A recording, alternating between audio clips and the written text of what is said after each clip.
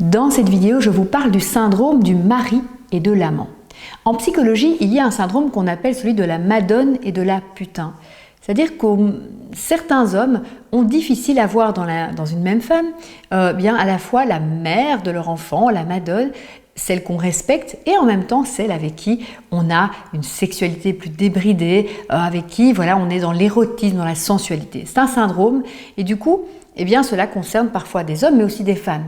Et peut-être que vous vous êtes reconnu dans le fait d'avoir du mal, un fameux Ève et Lilith, à associer les deux. Mais ce syndrome, aujourd'hui, je voudrais le retourner et vous inviter à réfléchir, est-ce que votre mari est toujours votre amant? Ou est-ce qu'il y a aussi deux cases, deux personnages? Et est-ce qu'aujourd'hui, vous êtes un peu victime de ce syndrome? Et votre couple aussi d'ailleurs. Parce que ça va fonctionner de la même façon exactement. Le mari, c'est celui qu'on voit un petit peu comme un être asexué, il est là, voilà, c'est peut-être aussi le père de nos enfants, c'est une personnalité qui n'a pas qui ne dégage pas d'envie, d'érotisme, alors que l'amant, lui, c'est la facette justement au contraire peut-être qui vous plaît, qui vous excite, avec laquelle vous avez plein d'idées. Et si ces deux personnages ne sont pas en ce moment dans votre compagnon, eh bien, on va avoir quelque chose à faire. Alors si c'est le cas, posez-vous la question, pourquoi est-ce que vous n'arrivez plus à voir dans votre mari aussi l'amant ?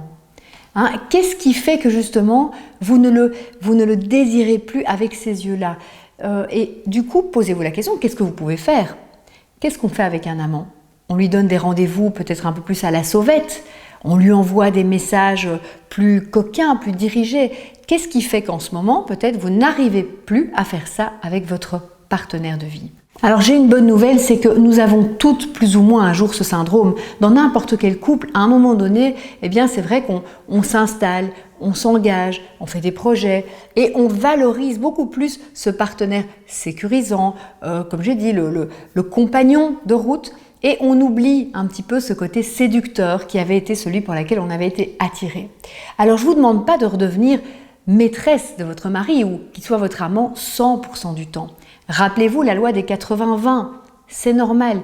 Seulement, il faut impérativement que au moins 20% de moments à vous, vous le voyez avec les yeux de la maîtresse qui regarde son amant.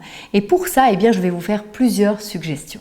Alors vraiment, il est possible que cette vidéo vous parle beaucoup parce que je rencontre beaucoup de femmes qui ont perdu leur regard érotique, peut-être parce que l'homme aussi, il s'est permis d'avoir certaines attitudes de laisser aller, on est dans le reproche, on est plus dans une discussion du quotidien, du jour le jour. Donc il y a évidemment peut-être plein de causes qui sont liées à votre partenaire aussi, mais ce regard, c'est à l'intérieur de nous qu'on va pouvoir le changer et l'autre peut aussi du coup bouger, peut faire des choses, parce qu'on peut lui dire, tu sais, j'aimerais te revoir comme je te voyais avant, ou j'aimerais te retrouver comme on retrouve un amant.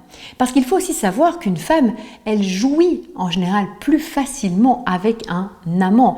C'est-à-dire qu'elle va se laisser aller. C'est un peu un personnage qui la voit avec les yeux aussi du côté sexuel, du côté sensuel. Et on n'est pas dans ces regards, en fait, parfois beaucoup plus lourds de tout le passif qu'on a dans un couple. Donc retrouver son partenaire comme un amant, c'est sexuellement aussi très très intéressant. Et puis ça fait du bien parce que la femme, je l'avais déjà dit, elle est centrée sur elle quand elle a du désir, du plaisir. Elle a besoin de se sentir justement, voilà, regardée avec des yeux de l'éros. Et ça, c'est typiquement le rôle de l'amant. Donc, dans ces 20%, vous allez devoir aller titiller votre homme. Et pensez tout simplement, peut-être ça vous est déjà arrivé, vous avez déjà eu une relation extra-conjugale, ou sinon réfléchissez, qu'est-ce que fait une femme qui veut cacher une relation? Eh bien, elle lui donne des rendez-vous secrets. Elle ne se retrouve pas dans la chambre à coucher, en train de s'écrouler à 23h devant la télé. Elle va organiser, elle va planifier des moments. Elle va aussi arriver beaucoup plus coquine, avec peut-être des surprises dissimulées sous ses vêtements, des sous-vêtements sexy. Elle va réveiller l'amant. Qu'est-ce que vous pourriez faire pour réveiller l'amant chez votre partenaire? Ça, c'est la question que je vous pose. Alors peut-être qu'aujourd'hui, ça vous paraît un peu compliqué de transformer votre homme en un autre, parce que c'est ça aussi finalement, c'est de lui donner non pas une facette, mais beaucoup d'autres. Moi, j'ai tendance à dire qu'un couple exclusif aujourd'hui qui fait le pari du désir et du plaisir au long cours, c'est quelqu'un qui arrive à avoir 1001 femmes dans sa partenaire et sa partenaire, elle voit 1001 hommes. Donc l'amant, pourquoi est-ce qu'on le retrouve? Il a une autre corpulence, peut-être il a d'autres gestes, il a peut-être une autre petite coupe intime aussi, il emmène dans d'autres lieux. Eh bien, c'est important que vous fassiez comprendre et fassiez vivre à votre homme le fait de dire « et si on explorait d'autres choses? Et si on se lâchait plus aussi ?» Et ça va démarrer de vous. Si vous lui faites des propositions, scénarios, érotiques, on va voir ça plus tard aussi dans la formation, si vous êtes plus sexy, il y a de fortes chances qu'il ait très envie d'être aussi votre amant, en plus d'être votre partenaire de vie ou votre mari.